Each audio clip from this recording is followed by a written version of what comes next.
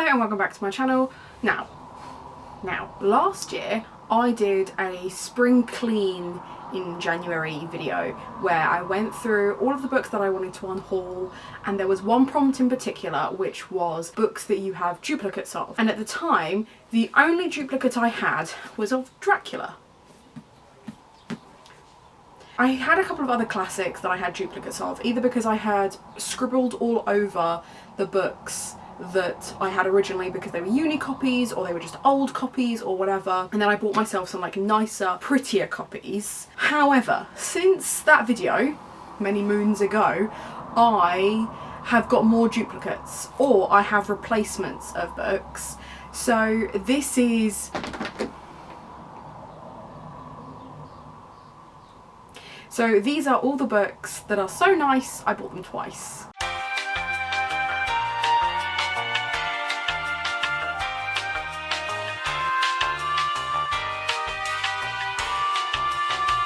And I'm not gonna lie, I thought of this title at about 3 o'clock in the morning. Like, I just woke up, I wrote it down, and I decided to record it and upload it today.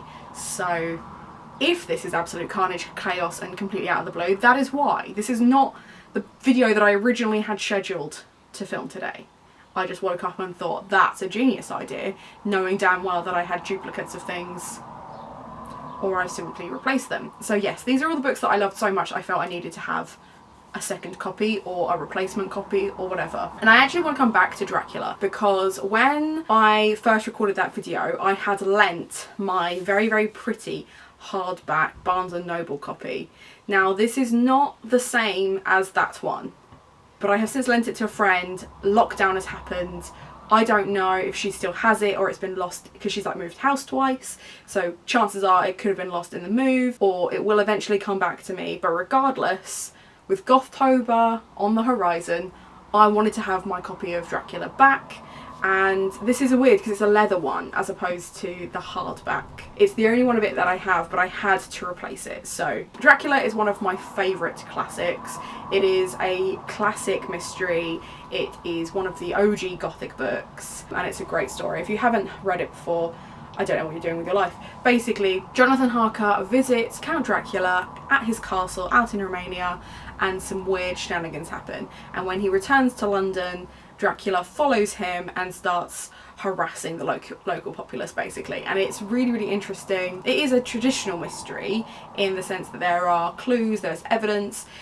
It's also like a mixed media in some places because they talk about radio recordings and news clippings and things like that, so that's quite cool as well. So it's like an interesting structure as well. Yeah, like I said, Dracula is one of my faves, up there with like Jekyll and Hyde. Had to replace the copy, so that is the first one. Another one that I wanted to replace because I'd scribbled all over it is The Handmaid's Tale. I studied this at A-level. Obviously you'll have seen the TV show, if not just seen the trailer for the TV show, so I'm not going to go too much into what it is, but essentially the reason that I re-bought it is because this is a charity shop copy and I have no idea where my school copy is. Again, I'm assuming I either lent it to another student whilst I was teaching, or I left it at school when I was teaching, because I did teach a couple of A-level classes on this. Couldn't find my copy anywhere, so the moment I saw it in a charity shop and realised that I could replace my copy with the original vintage front cover and not the new black, red and white one, which to be fair I do really, really like, but there's just something very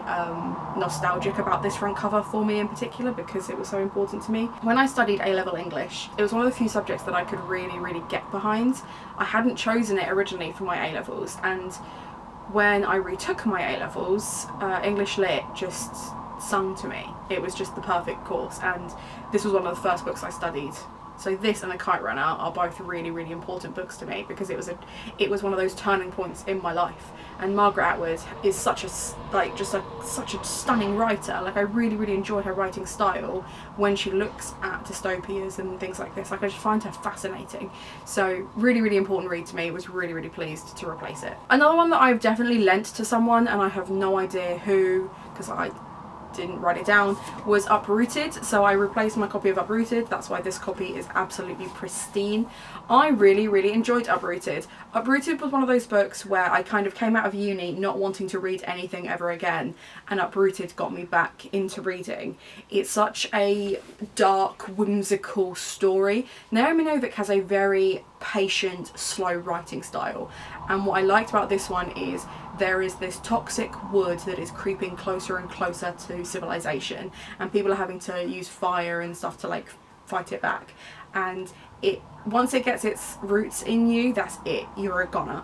And what I really liked about that is it felt like that as well. At the beginning it was a slow paced, I didn't really see any of the stakes, I didn't really see any of the I just wasn't engaging with it, and then I was done. I was at the end and I was like, holy shit, that was amazing. And like by the time the action ramps up, you're so invested in everything. Again, I just thought it was really clever, because to me it was just the perfect representation of how the Roots treat the characters, is how I felt towards this book. So when I couldn't find my copy and I knew I wanted to have it in upcoming videos, I had to replace it. I'm sure I've lent it to someone, I have no idea who.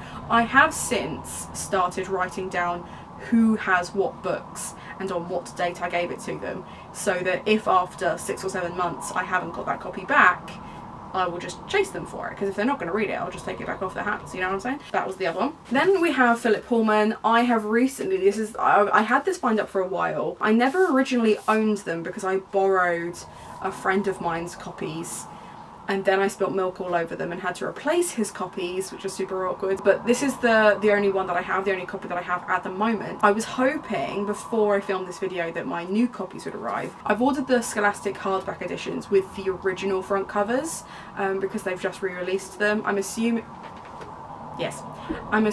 in preparation for the third book for the Book of Dust trilogy, which is quite exciting. I have all of those as well, so I own most of the Philip Pullman books. There are a few of his standalones that I haven't got, which I am slowly collecting, but I'm really excited for my new copies of The Northern Lights, Amber the Spyglass, and can't remember the third one, The Subtle Knife, to arrive. Now I appreciate that some people really don't like the Amber and the Spyglass, and it can be quite an anticlimactic end. I love this trilogy. It is one of my favourite trilogies, and I just love Philip Pullman's style of writing. So again, an opportunity to buy another copy. She wasn't going to say no. Couldn't resist. It was happening. I obviously got caught up in the Books and Lala trend of replacing all of my Shakespeares with these really nice Pelican editions. Now I didn't buy the full set. There are still a few of the plays that I don't own, but I made sure to start with all my favourites. So I have Romeo and Juliet, Midsummer Night's Dream, Taming of the Shrew, Macbeth, Othello, Hamlet, and I think I have King Lear as well, because those are generally all my favourites. I would like to get The Tempest as well. That one looks really good, but apart from that, those are kind of my favourite Shakespeare plays, so they're the ones that I know that I will reread on a regular basis, and therefore didn't mind like spending more money on them and buying them twice. But I just thought these front covers were really nice, and all the copies that I had originally of Shakespeare were either second-hand copies that I bought from charity shops whilst I was studying, or were my teacher copies. So I'm going to unhaul all of those to a local school because they will get more use out of them. I just want some pretty copies that I can go to and read whenever I want, and it's not a study thing, it's not a uni thing. These are just for me, and I just think they're really pretty. I think the front covers are great, but I'm absolutely blaming Kayla for spending all my money. And then the last 4 are books from my childhood, which I either unhauled as I grew up or just lost as I grew up, but I felt the need to reread and therefore wanted to replace the copies. The first is my full collection of the Mediator series. I really need to get back into doing my full Meg Cabot read through. I finished 2 of the series. I'm hoping to finish this series very soon, but I'm so glad I rebought these, and I bought these with the original covers. These were a second-hand purchase through Ape Books because they're almost impossible to get hold of now. They are just such a fun series. So basically the Mediator series is like Buffy the Vampire Slayer but with ghosts. You've got the main character, Susanna, who can see ghosts and is forced to fight ghosts. She has a Giles-type priest character who helps her, and a broody ghost boyfriend who it takes like 8 books for them to actually kiss, but when they do, it is just, you know, like, it's so good. So I really enjoy this series. I really enjoy Meg Cabot's style of writing, and it's an absolute trip. I was so pleased that this series held up, because I've been really looking forward to rereading it, and now I've got 2 left, and I do think part of the reason I'm struggling is because I just don't want it to end. Like, the 4th book ended so beautifully that I just want to leave it there, but I can't. There's 4 more books in the series. That's including like the proposal and stuff, which comes afterwards. Yes. So, love this series, really, really glad I got another copy. Another one that I'm really, really glad I got another copy of was Skullduggery Pleasant. Again, read this when I was at school. I only read the first 2 books when I was at school, and I wasn't sure where I got up to in the series. My reread through the Dead Famous Read Along has proven that I only read the first 2 books, so I didn't even finish the first trilogy. We're now on to book 5. This month is the book 5, and the live stream for book 4 is going to be this Saturday, which is really exciting. But I love this series. It is an absolute trip. It is perfect for fans of Doctor Who or the Sherlock series or anything else that Mark Gatiss and Moffat have written. It's about a young girl who joins a skeleton detective to solve crimes. She learns all about magic. She is sarcastic. The characters are fantastic. They're all 3-dimensional. The banter is great, and I'm just so glad that I bit the bullet and just jumped straight in.